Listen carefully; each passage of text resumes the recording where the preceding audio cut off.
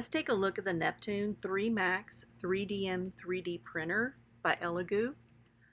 First, we started with an existing pattern that was installed by the manufacturer, checking it for smoothness. We've owned these before, and sometimes that smoothness is just a little, the size of a pattern is not exactly how you want it.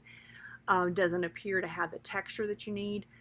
When this was completed, it was actually a very smooth texture. So moving on to an existing pattern of our own, where we have a machined part out of stainless steel, and we have a part next to it that we created with the 3D printer. Now this was our own design, we installed it, but we were very happy with the results.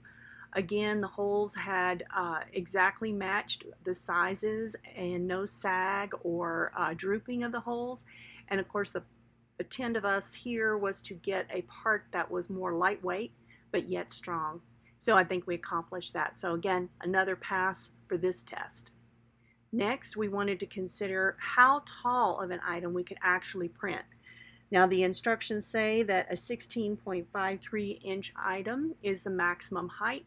So we tested it with a 16.5 item. And as you can see, we did build, as well as the item itself, we wanted to build a structural support in the event that it was to move or sag or droop or fall over.